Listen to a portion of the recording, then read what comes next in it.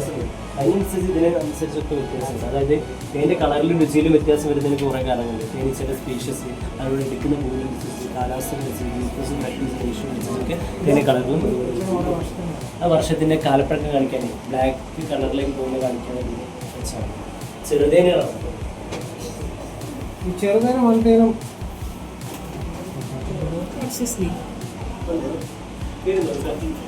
നമ്മള് നാച്ചുറൽ ആയിട്ടുള്ള തേനിന്റെ കുറച്ച് ഇവിടെ നമ്മള് തേനീച്ചയുടെ കുറച്ച് ബൈ പ്രൊഡക്റ്റുകളൊക്കെയാണ് പരിചയപ്പെടുന്നത്.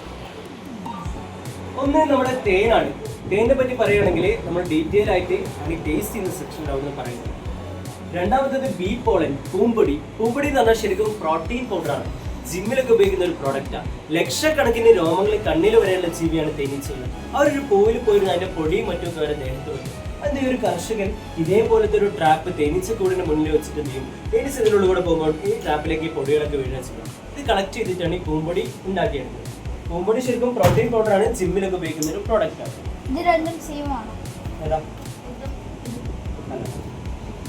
ഇത് റോയൽ ജെല്ലി, റാണി തേനീച്ചയുടെ ഫുഡാണ് റോയൽ ജെല്ലി. ഈ ഒരു സ്റ്റേജ് കാണുന്നില്ല എല്ലാവരും? അറിയില്ല, മുഴുവൊക്കെ ഉള്ള സ്റ്റേജ്. ഈ സ്റ്റേജ് മുതൽ ആ കൂട്ടിൽ ഫില്ല് ചെയ്യുന്ന റോയൽ ജെല്ലിയാണ്. നമ്മുടെ റാണി തേനീച്ച പെർ ഡേ 2500 മുട്ടകൾ ഇടുന്നുണ്ടെന്നാണ്. ഈ റാണി തേനീച്ച 2500 മുട്ടകൾ പെർ ഡേ ഇടുക. അപ്പോൾ നമ്മളൊരു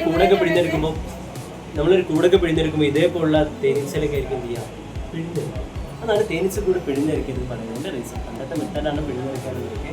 ഇത് തേനീച്ചനെ വളർത്താൻ കിട്ടുന്നത് ഇതേപോലുള്ള എക്സ്ട്രാക്ട് മെഷീൻ വെച്ചിട്ട് നമുക്ക് തേൻ വേർതിരിച്ചെടുക്കാനൊക്കെ പറ്റും. അതിനുള്ള ഫെസിലിറ്റീസ് ഒക്കെ ഉണ്ട്. ഈ റാണി തേനീച്ചക്ക് സെലക്ഷൻ നടക്കുന്നത് 5 കൊല്ലം കൊണ്ടാണ്. 5 കൊല്ലം കഴിയുമ്പോൾ ആ കൂട്ടിൽ അടുത്ത റാണിയെ സെലക്ട് ചെയ്യണം. കാരണം 5 വർഷം റാണിക്ക് ആയുസുള്ളൂ. അതെങ്ങനെ വെച്ച് കഴിഞ്ഞാൽ റാണി ആവാൻ സാധ്യതയുള്ള ഷെല്ലുകളിലൊക്കെ എന്ത് ചെയ്യുക? റോയൽ ജെല്ലി ഫില്ല് ചെയ്ത് വെക്കും. ഇതിന് 16 ദിവസം കൊണ്ട് ആരാണോ ആദ്യം പുറത്തിറങ്ങുന്നത് ആ തേനീച്ചയായിരിക്കും ആ കൂട്ടിലെ റാണി. ആ ഫസ്റ്റ് പുറത്തിറങ്ങുന്ന തേനീച്ച എന്ത് ചെയ്യും? മറ്റ് റോയൽ ജെല്ലി നിറച്ച ഷെല്ലുകളൊക്കെ നശിപ്പിച്ച് കളയും. ഇനി ഇൻ കേസ് ഒരേ സമയം 2 റാണികൾ പുറത്തിറങ്ങിയിട്ടുണ്ടെങ്കിൽ അവർ തമ്മിലൊരു ഫൈറ്റിംഗ് നടക്കും. ജയിക്കുന്ന ആള് കൂട്ടിലേക്കും, തോക്കുന്ന ആള് കൂട് വിട്ട് പുറത്തു പോകും.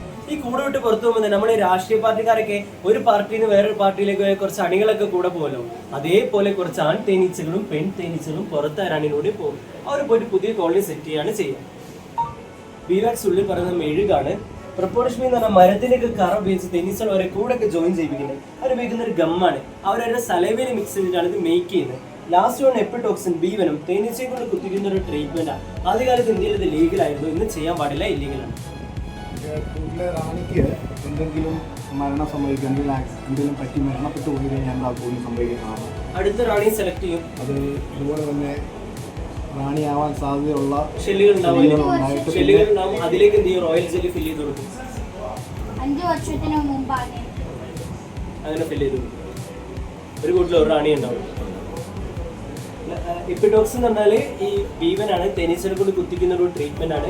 ആദ്യകാലത്ത് ഇന്ത്യയിൽ ഇത് ലീഗലായിരുന്നു. ഇന്ന് ചെയ്യാൻ പാടില്ല, ഇല്ലീഗലാണ്. നമ്മളെ ബ്ലഡ് സർക്കുലേഷൻ കൂടാനും ശരീരത്തിൽ ആന്റിബോഡീസ് ഒക്കെ രൂപപ്പെടുത്താനൊക്കെ ആയിരുന്നു ചെയ്തിരുന്നത്. പക്ഷെ ഇപ്പോൾ ചെയ്യാൻ പാടില്ല, ഇല്ലീഗലാണ്. നമുക്ക് തേൻ ടേസ്റ്റ് ചെയ്യാം. എന്ത് ചെയ്യാൻ പറ്റില്ല? തേനീച്ചനെ കുത്തിക്കുന്ന ട്രീറ്റ്മെന്റ് പണ്ട് ലീഗലായിരുന്നു, ഇന്ന് ചെയ്യാൻ പാടില്ല. അടുത്ത ടേസ്റ്റ് ചെയ്യാം.